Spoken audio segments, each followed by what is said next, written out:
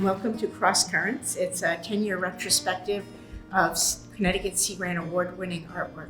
I've had the good fortune to co-curate this exhibit with Chris Platts, who's the curator of this Alexi von Schlippi Gallery here at Avery Point. So the Cross Currents exhibition brought together about 35 works of art by 13 artists, many of whom worked in different media. So we had a nice mix of different materials and techniques, which I think made for a more vibrant exhibition. Rather than just having paintings on the walls, we had sculptures on podia in the middle of the floor. We had installations standing right on the floor.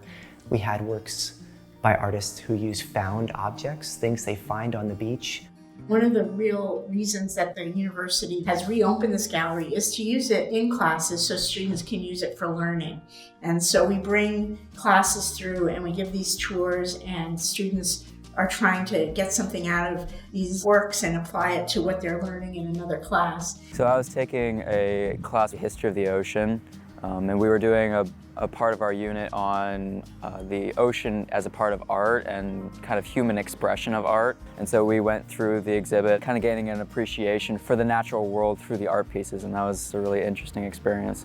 It's really an incredible resource to have access to a gallery space where exhibits like the Cross Currents can be mounted, especially ones that relate to the curriculum here at Avery Point. We do teach a lot of interdisciplinary classes here: maritime studies, American studies, marine sciences is quite interdisciplinary. Being able to add an artistic element to the kinds of things that we teach in our classes is absolutely beneficial.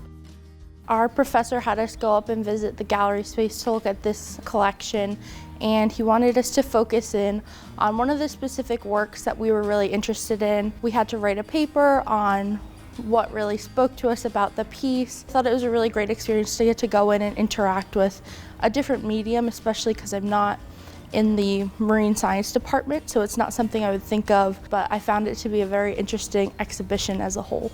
They Came by Water, which is a collaborative sculpture Diane Barcelo and I created, is about the people that came to New London at the height of the whaling industry, which was the most culturally diverse port in the world at the time. And this piece is about all of those languages coming together and floating amongst each other.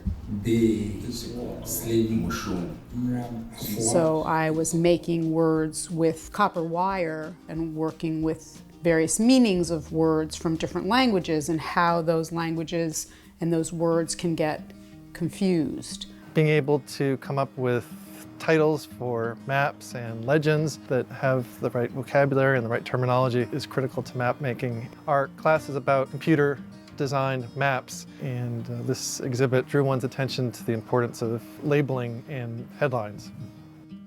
Having Avery Point as an exhibition space for the project was just ideal. Being able to see the water and look at the work at the same time was a very unique opportunity.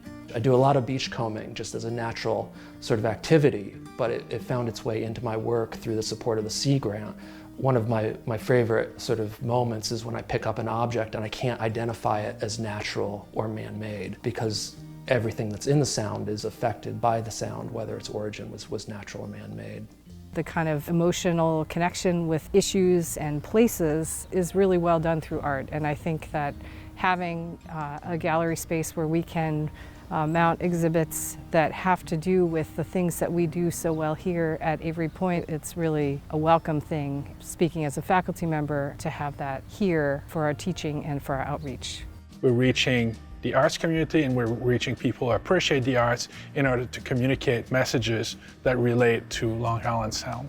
One really interesting thing was an evening where one of the artists was present, and his art is about right whales that get entangled in ropes that are used for maritime uses. So we had that artist give a talk, and we also had a scientist talk about the challenges that those whales were encountering. The audience was very engaged and asked a lot of questions about the art side of it and about the science side of it, and it came together very, very well.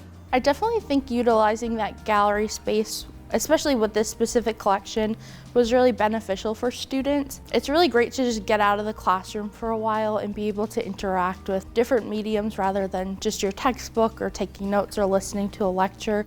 I think it was a very powerful exhibit, and I thought it was really good with the message that we kind of try to bring on the Avery Point campus, talking about ocean conservation, talking about gaining appreciation for the history of the oceans, the science of the oceans, and the future of the oceans. And I think that this exhibit and future exhibits are really a great way to communicate that to the public in really visual ways. And I think that the Sea Grant project, promoting artists to make this kind of art and then giving them that space to show their art, I think that's a great partnership that they should continue to do.